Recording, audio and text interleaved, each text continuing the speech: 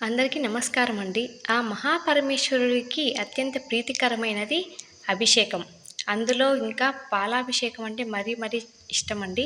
చాలామందికి శివుడికి పాలతోనే ఎందుకు అభిషేకం చేస్తారు అని అనుమానం వచ్చి ఉంటుంది. ఇందుకు కారణాలు లేకపోలేదండి. మహాశివరాత్రి నాడు శివుడు తాండవం చేస్తున్నాడని భక్తుల అపార నమ్మకం. తాండవం చేయడం అంటే విశ్వాన్ని సృష్టించడం. విశ్వాన్ని ప్రళయంతో అంతం కూడా చేస్తుంది. తాండవం చేస్తూ కోపంగా ఉన్న శివుడిని శాంతింప చేయడానికి పాలతో అభిషేకం చేస్తారండి. అంతేకాదు దీనికి ఇంకొక కథ కూడా ఉందండి. మహాశివరాత్రి రోజు సముద్ర మదనం ద్వారా ఉద్భవించిన విషాన్ని మహాశివుడు తన కంఠంలో దాచుకోవడంతో శివుడికి నీలకంఠుడు అని పేరు వచ్చింది కదండి. ఆ సమయంలో బగబగా మండిపోతున్న శివుడి గొంతుని ఉపశమనం కోసం దేవతలు పాలు పోయడంతో శివుడు శాంతించుతాడని పండితులు చెబుతున్నారు. అందుచేత పాలతో అభిషేకం చేసిన వారికి ఎలాంటి బాధలు ఉండవని, దారిద్ర్యం కూడా తొలగిపోతాయని ఆధ్యాత్మిక పండితులు చెప్తున్నారు. ఇలా స్వామికి రోజు పాలాభిషేకం చేయడం వల్ల చాలా మంచిదండి. మన ఇంట్లో వాళ్ళకి, మనకి అందరికీ చాలా చాలా మంచిది.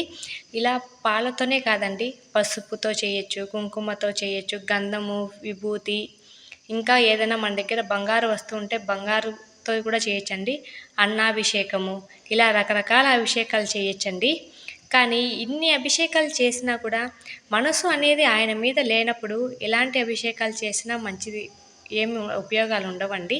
కాబట్టి మనం వాటర్తో చేసినా కూడా ఆయన మీద భక్తితో, శ్రద్ధతో చేస్తే కనుక దానికి తగిన ఫలితాలు ఉంటాయండి. అందుకే ప్రతి ఒక్కరూ నేను అన్నీ చేశాను, నేను అవి తెచ్చాను, ఇవి తెచ్చాను అని చేస్తూ ఉంటారు. అలా చేయడం వల్ల ఎలాంటి ఉపయోగం ఉండదండి.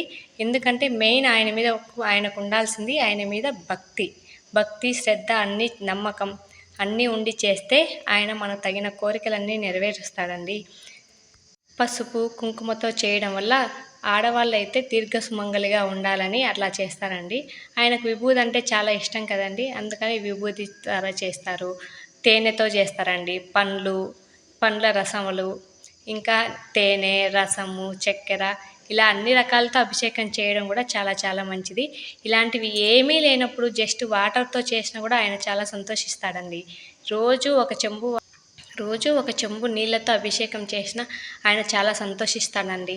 నాకు అదే కావాలి, ఇదే కావాలి అనేది ఏం లేదు. మనసుకు నిగ్రహంగా ఆయన మీద భక్తితో చేయడం అనేది ఒకటి ఇంపార్టెంట్. అంతేనండి. అయితే ఖచ్చితంగా అభిషేకం చేసే ముందు దేవుని రూమ్లో ఫస్ట్ మనం దీపం వెలిగించాలండి.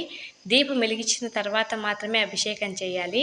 ఎప్పుడైనా సరే అభిషేకం చేయాలనుకున్న ముందే మనం దీపంతో చేయాలి.